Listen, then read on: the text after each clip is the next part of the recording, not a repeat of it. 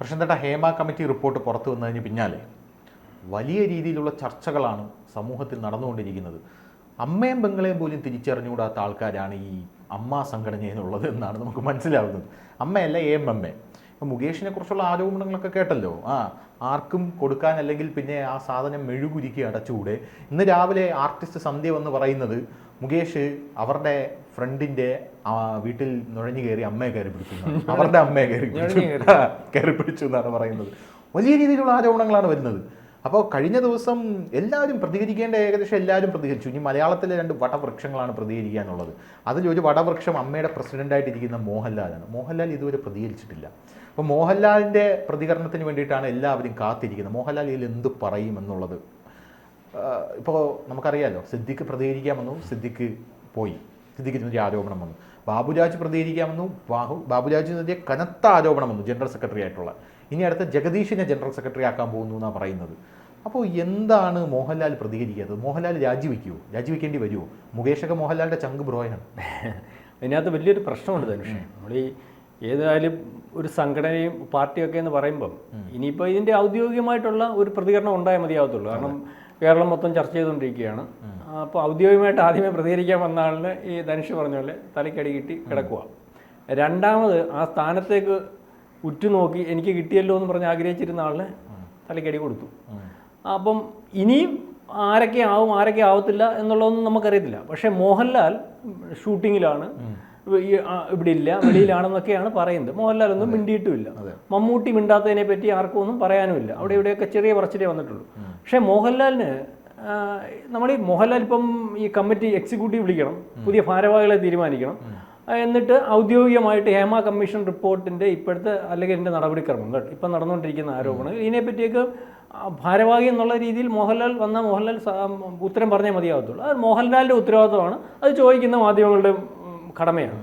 അപ്പം മോഹൻലാൽ ഒരുപക്ഷെ മാറി നിൽക്കുവാണോ എന്നുള്ളതിനെപ്പറ്റി നമുക്ക് സംശയിക്കേണ്ടിയിരിക്കുന്നു. മോഹൻലാൽ പൊതുവേ നമ്മളറിയാമല്ലോ, മോഹൻലാൽ സിനിമയിൽ അഭിനയിക്കുമെങ്കിലും മോഹൻലാൽ പൊതുവേ ഒരു ഇൻട്രോവേർട്ടാണ്, അധികം അന്തർമുഖനാണ്, അധികം ആൾക്കാരോടൊന്നും സംസാരിക്കാറില്ല മോഹൻലാൽ. പോരാത്തതിന് മോഹൻലാലിന് ഒരാളോട് സംസാരിക്കണമെങ്കിൽ തന്നെ മോഹൻലാലിന് നമ്മുടെ രാഹുൽ ഗാന്ധിയെ പോലെ ഒരു ക്ലാസ്സൊക്കെ ആവശ്യമാണ്. കാരണം ഈ അമ്മ ഇപ്പം മാധ്യമങ്ങൾ കിട്ടുന്ന എല്ലാ ആൾക്കാരെയും കടിച്ചു കീറിക്കൊണ്ടിരിക്കുകയാണ്.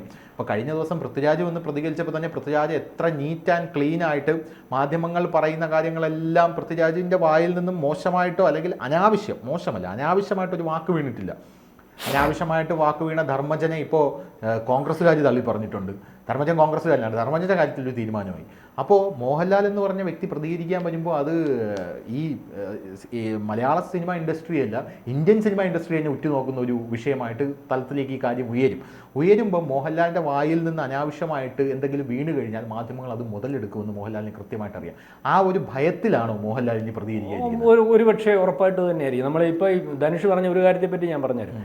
ഈ ചില ആൾക്കാർ നമ്മൾ സിനിമയിൽ കാണുമ്പോൾ മോഹൻലാൽ എന്ത് കാര്യത്തെപ്പറ്റി അഭിനയിച്ച് സംസാരിച്ച് പോകുന്ന മോഹൻലാലിന് മൈക്കിൻ്റെ മുമ്പിൽ വരുമ്പോൾ എങ്ങനെ ഈ വൃത്തിയായിട്ട് ഒരു പത്രസമ്മേളനം നടത്തണം അല്ലെങ്കിൽ അതിനെപ്പറ്റി അത്ര ബോധ്യമില്ല നമ്മൾ പത്രസമ്മേളനം കാണുമ്പോൾ. പക്ഷേ സിദ്ദിഖ് വളരെ വൃത്തിയായിട്ട് പത്രസമ്മേളനം നടത്തി, ഗംഭീരമല്ലായിരുന്നു പത്രസമ്മേളനം. അപ്പോൾ ഇതൊരു കഴിവാണ്. സുരേഷ് ഗോപിക്ക് ശുദ്ധനായ മനുഷ്യനാണ്, നല്ല മനുഷ്യനാണ്. പക്ഷേ സംസാരിക്കുമ്പോൾ അദ്ദേഹത്തിൻ്റെ ഉള്ളിലുള്ള കാര്യങ്ങളല്ല മൈക്കിൽ വികാരം തളച്ചിട്ട് വെളിയിൽ ആൾക്കാർക്ക് മനസ്സിലാവുന്നത്. അപ്പോൾ അങ്ങനത്തെയുള്ള പ്രശ്നമുണ്ട്. ഇതിനകത്തുള്ള ഒരു വിഷയം എന്ന് പറഞ്ഞാൽ എന്തുവായാലും ഒരു പവർ ഗ്രൂപ്പാണ്. അതിനി സമ്മതിച്ചേ മതിയാവത്തുള്ളൂ. ചെറിയാൻ പറഞ്ഞു, സാംസ്കാരിക മന്ത്രി പറഞ്ഞതുപോലെ സജി ചെറിയ ഇതൊരു പവർ ഗ്രൂപ്പാണ്. അത് അവരുടെ കയ്യിൽ തന്നെ വെച്ചുകൊണ്ടിരിക്കാനേ അവർ ആഗ്രഹിക്കത്തുള്ളൂ. കാരണം വലിയൊരു സംഘടനയാണ്, അതിന് വളരെ വലിയ ഫണ്ടുണ്ട്, പിന്നെ വലിയൊരു വ്യവസായമാണ്, ഇതെല്ലാം നിയന്ത്രിക്കുന്നവളാണ്. അപ്പം ഇതിനകത്ത് നിങ്ങളീ പറഞ്ഞ പോലെ ജഗദീഷിനെ ആക്കുമെന്ന് ചോദിച്ചാൽ ഇതിനകത്ത് തന്നെ ഈ പവർ ഗ്രൂപ്പിനകത്ത് തന്നെ വിരുദ്ധ ഗ്രൂപ്പുണ്ട്. അല്ലെങ്കിൽ പവർ ഗ്രൂപ്പിനെ ചിലരെ വെച്ച് അഡ്ജസ്റ്റ് ചെയ്ത് പോകുന്ന ഗ്രൂപ്പുണ്ട്. അതാണ് ഈ സഹഭാരവാഹികൾ, ഈ ചേർത്തല ജയനെ മറിച്ചൊക്കെ നോക്കത്തില്ലേ. അപ്പോൾ അവരെല്ലാം ഈ പൊസിഷന് വേണ്ടി ആഗ്രഹിച്ചുകൊണ്ടിരിക്കുകയായിരിക്കുമല്ലോ. അപ്പോൾ ഇദ്ദേഹം വന്ന്, അതാണ് ഞാൻ പറഞ്ഞത്, ഇപ്പം ഒന്ന് രണ്ട് ഭാരവാഹികൾ വന്നു, അവർക്ക് തലക്കടിയേറ്റ് കിട്ടി. ഇതിനകത്ത് ഈ പറയുന്ന കാര്യങ്ങളെല്ലാം നടക്കുന്നുണ്ടെന്നുള്ള കാര്യം എല്ലാവർക്കും അറിയാം. ഇത് ക്ലിയർ ആയിട്ടുള്ള കാര്യമൊന്നുമല്ല. വളരെ വൃത്തിയായിട്ട് സ്ത്രീകളെ ചൂഷണം ചെയ്യുന്നുണ്ടെന്നുള്ള കാര്യം വളരെ കാലം കൊണ്ടേ അറിയാം, എല്ലാവർക്കും അറിയാം. അപ്പോൾ ആരൊക്കെ ചൂഷണം ചെയ്തിട്ടുണ്ടെന്നുള്ള കാര്യം, ആരൊക്കെ ചൂഷണ വിധേയരായിട്ടുള്ള കാര്യം, ഈ ചൂഷണം ചെയ്യുന്നവരും ചൂഷണം വിധേയരായിട്ടുള്ളവർക്കെ അറിയത്തുള്ളൂ. മോഹൻലാൽ ആരോപണം വന്നിട്ടില്ല, ഇതുവരെ വന്നിട്ടില്ല. പക്ഷേ മോഹൻലാൽ നാളെ കാലത്ത് വന്ന് പത്രസമ്മേളനം നടത്തുമ്പോൾ അമ്മയെ തള്ളി പറയാനൊന്നും മോഹൻലാലിന് പറ്റത്തില്ല. അമ്മയുടെ പറ കേട്ടിയും ഇങ്ങനെയാണ് അങ്ങനെയാണെന്ന് പറഞ്ഞു കഴിയുമ്പോൾ പൃഥ്വിരാജ്, അതാ ഞാൻ പറഞ്ഞത്, ഇതിനകത്ത് വിരുദ്ധ ഗ്രൂപ്പ് ഉണ്ടെന്ന് ഞാൻ പറഞ്ഞില്ലേ, ഏത് സംഘടനയ്ക്കകത്തുണ്ടത്. അപ്പം ഈ മോഹൻലാലിന് എന്തായാലും പ്രസിഡന്റ് എന്നുള്ള രീതിയിൽ കൃത്യമായിട്ട് അപ്പം ഈ വിരുദ്ധ ഗ്രൂപ്പ് തയ്യാറാക്കി നിർത്തിയിരിക്കുന്ന ഒരാൾ മതിയല്ലോ. മോഹൻലാലിനെതിരെ ആരോപണം വെച്ചാൽ എന്ത് ചെയ്യും? കത്തത്തില്ലേ? ഇതുവരെയുള്ള ആരോപണം പോലെ ആയിരിക്കത്തില്ലല്ലോ. അപ്പം ആ ഒരു ഭയം മോഹൻലാൽ ഇല്ല എന്ന് പറയാനൊന്നും പറ്റത്തില്ല. അയാൾ മനുഷ്യനാണ്. ഇനി എത്ര സന്യാസി ആവാൻ ശ്രമിക്കുന്ന എപ്പോഴും മനുഷ്യനാണ്. ശ്വേതാ മേനോൻ ഇന്ന് പറഞ്ഞിട്ടുണ്ട് ജനറൽ സെക്രട്ടറി ആക്കുന്നതിന് ആരോപണ വിധേയനായിട്ടുള്ള ആളിനെ ഒക്കത്തില്ലെന്ന്. അപ്പം ഇതിനകത്ത് രണ്ടാം നിരയിൽ നിൽക്കുന്ന പവർ ഇല്ലാത്ത ഒരു ഗ്രൂപ്പുണ്ട്. ആ ഗ്രൂപ്പ് ഒരുപക്ഷെ ഈ പവർ ഗ്രൂപ്പിനെതിരെ അല്ലെങ്കിൽ ഈ ഒന്നാം നിരയിൽ നിൽക്കുന്ന ആൾക്കാർക്ക് എതിര് തന്നെയായിരിക്കും മാനസികമായിട്ട്.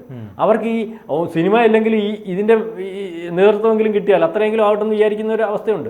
മാത്രവുമല്ല, ഈ പവർ ഗ്രൂപ്പ് എന്ന് പറയുന്ന ആൾക്കാർ ഇപ്പോൾ സംരക്ഷിക്കണമെന്ന് പറയുന്ന ആൾക്കാർ, മോഹൻലാലിനെ എന്തുവായാലും അമ്മയെ സംരക്ഷിച്ചാൽ മതി, അവർ ഔദ്യോഗികമായിട്ടിരിക്കുന്ന ആൾക്കാരല്ലേ ഈ നിങ്ങൾ ഈ പറയുന്ന മുകേഷ് MLA അല്ലെ? ഔദ്യോഗികമായിട്ടിരിക്കുന്ന ആളല്ലേ ഗണേശൻ മന്ത്രി. ഇവരൊന്നും ക്ലിയർ അല്ലെന്നുള്ള കാര്യം എല്ലാവർക്കും അറിയാമല്ലോ, പച്ചയായിട്ട് അറിയാം. നമുക്ക് അതിനകത്ത് പറയുന്നതിന് ബുദ്ധിമുട്ടൊന്നുമില്ല. അവരുടെ പേരിൽ ആരോപണമുണ്ട്. എന്തുകൊണ്ട് വരുന്നില്ല എന്നുള്ള ഉറ്റു നോക്കി മുകേഷിനെതിരെ വന്നു. അടുത്തത് വരാനുള്ളത് ഗണേശനാണ്. ഗണേശൻ കഴിഞ്ഞ ദിവസം പേടിച്ചു. ഗണേശ് കഴിഞ്ഞ ദിവസം അദ്ദേഹത്തിന്റെ പത്രസമ്മേളനത്തിൽ മോഹം കണ്ട എന്തിനേയും വെല്ലുവിളിക്കുന്ന ആളാ. എന്നിൽ ഔഷധ ഗുണമില്ല, എന്നെ വിട്ടേക്ക്. പുള്ളി ഒന്ന് കരിങ്കുരം കാണുന്ന ഔഷധ ഗുണത്തിന് ഇവിടെ നമുക്ക് സൂപ്പ് ഉണ്ടാക്കാൻ. അപ്പൊ അതേ രീതിയിൽ ഓടിക്കൊണ്ടിരിക്കുകയാണ്.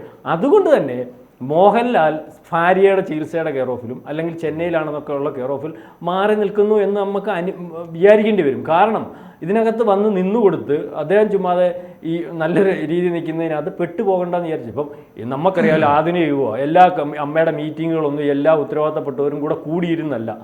ഒരു പക്ഷേ ഇപ്പം നെറ്റിൽ കൂടി ഒക്കെ ആ മീറ്റിങ്ങുകൾ നടത്താനുള്ള സംവിധാനമുണ്ട് കൊറോണ കാലത്ത്. അപ്പോൾ ഇപ്പോൾ ആ രീതിയിലുള്ള സമയം മീറ്റിംഗ് വിളിക്കുന്നതിന് അടിയന്തര മീറ്റിംഗ് വിളിക്കേണ്ട സമയം ഇപ്പം.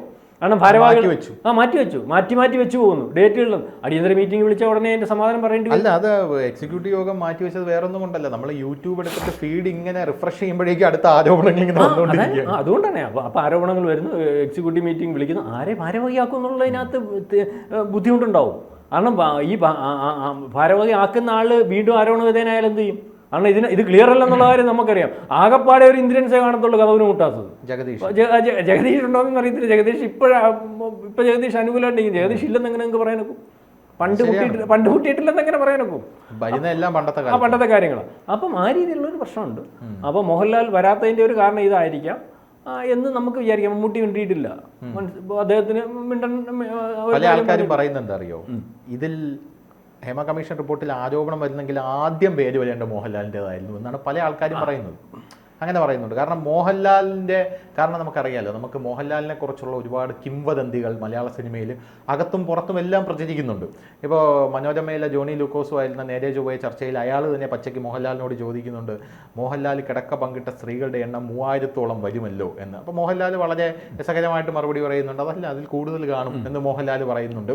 അപ്പോൾ മോഹൻലാൽ എന്ന് പറഞ്ഞാൽ എന്തോ ഒരു സ്ത്രീ ലംബടനാണ് എന്നുള്ളൊരു ഇമേജ് മലയാള സിനിമയ്ക്ക് അകത്തുകൊണ്ട് ജനങ്ങൾക്കിടയിലും അത് ഇഞ്ചക്ട് ചെയ്യാനായിട്ട് പല ആൾക്കാർക്ക് സാധിച്ചിട്ടുണ്ട്.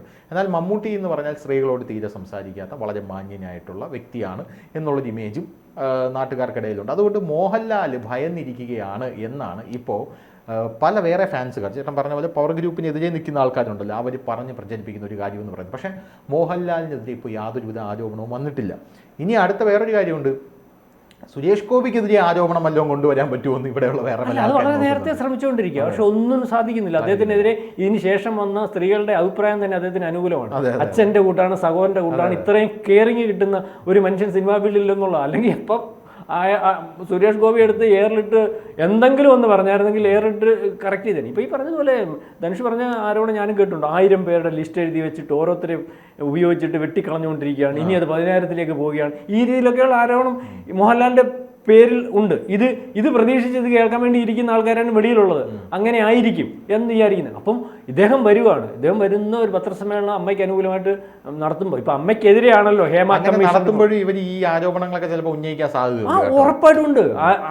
ഇദ്ദേഹം പത്രസമ്മേളനം നടത്തിയിട്ട് ഇണീറ്റ് പോകുമ്പോൾ ചിലപ്പം അടുത്ത മോഹൻലാലിനെതിരെയുള്ള ആരോപണം, ഈ ആരോപണം ഈ പറഞ്ഞതുപോലെ സ്ത്രീകൾ ആരോപണം ഉന്നയിച്ചാൽ അത് തെളിയിക്കേണ്ട ഒറ്റ കടമ പുരുഷന് മാത്രമാണ്. അത് മാത്രമല്ല, ആരോപണ സമയത്ത് കിട്ടുന്ന ആ കത്തിക്കയറ്റമൊന്നും ആരോപണം കേസ് കോടതി വന്നിട്ട് വെറുതെ വിട്ടാൽ വരുന്നില്ല. അപ്പോഴത്തേന് ആ പുരുഷൻ എന്ന് പറയുന്ന ആൾ, കഴിഞ്ഞ ദിവസം അഖിൽമാരാർ പറഞ്ഞതിനകത്ത് ഒരു പോയിന്റ് അതാണ്, ആ പുരുഷൻ എന്ന് പറയുന്ന ആൾ അതോടുകൂടി തീർന്നിരിക്കും. അവൻ്റെ ലൈഫ് തീർന്നിരിക്കും, Career തീർന്നു, കരിയർ കുടുംബം തീർന്നു, തീർന്നു, എല്ലാം കരിയർ തീർന്നു, കുടുംബം തീർന്നു, ഈ Future ഫ്യൂച്ചർ തീർന്നു, എല്ലാം തീർന്നു, എല്ലാം തീർന്നു. അപ്പോൾ അങ്ങനത്തെ ഒരു വലിയ വിഷയമുണ്ട്. അതിനുവേണ്ടി തയ്യാറായി നിൽക്കുന്ന ഒരു ചാവേർ തന്നെയാണോ ഇപ്പം ഹേമ കമ്മീഷന് ശേഷം നിൽക്കുന്നതെന്ന് നമ്മൾ സംശയിക്കേണ്ടിയിരിക്കുന്നു. കൂടുതൽ വാർത്തകളും വിശേഷങ്ങളും നിങ്ങളിലേക്ക് എത്താൻ ABC മലയാളം സബ്സ്ക്രൈബ് ചെയ്യുക, ബെൽ ബട്ടണും അമർത്തുക.